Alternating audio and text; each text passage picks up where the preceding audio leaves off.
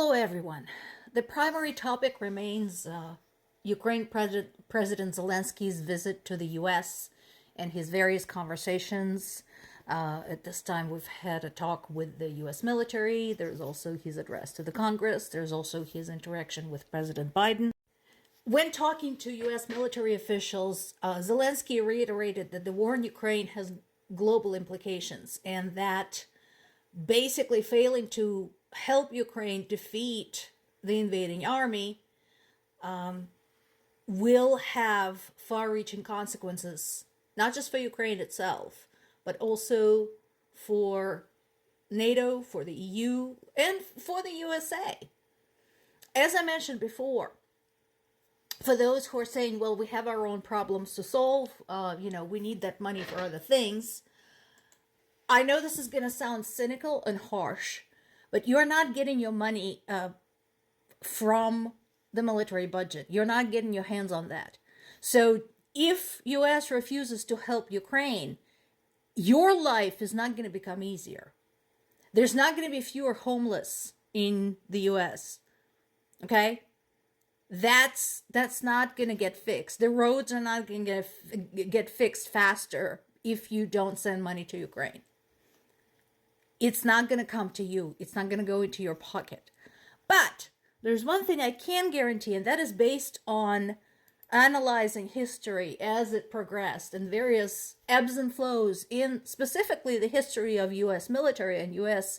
defense budget, that if Ukraine falls, if Russia wins and Russia moves into Ukraine, so it's going to be closer to the EU and NATO territory, that will cause more of the money from nations' budgets all around the world, especially that part of the world, but US as well, to be diverted to military spending.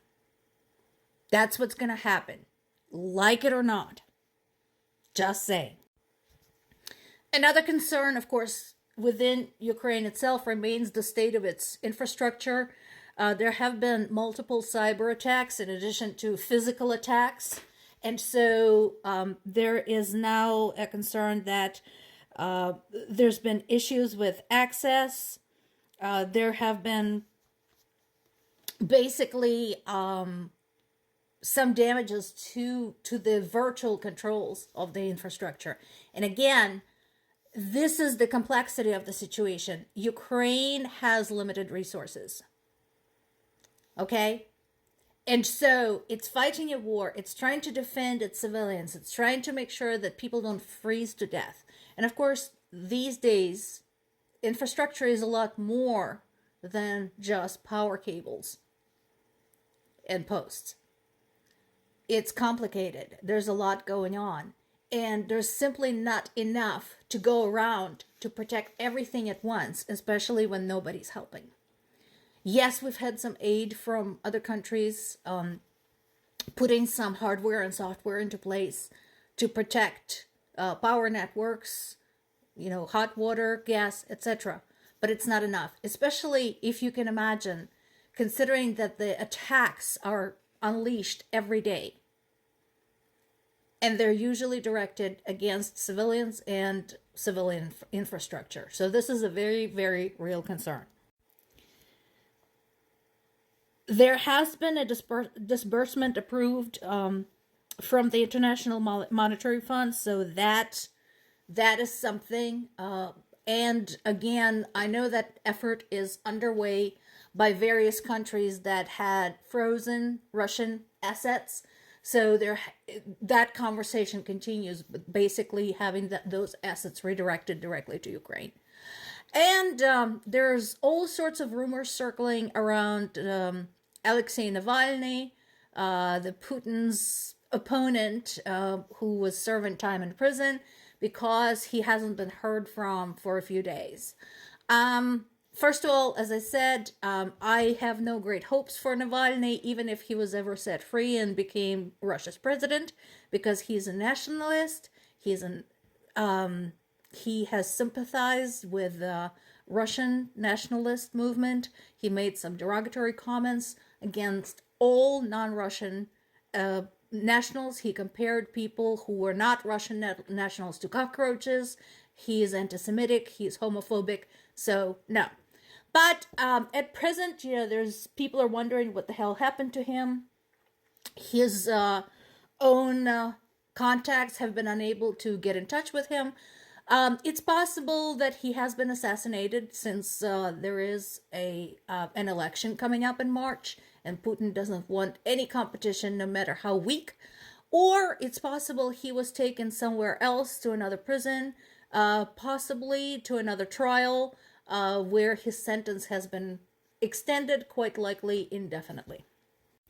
And, here's yet, more of the same. This is an Associated Press, but this is a known fact.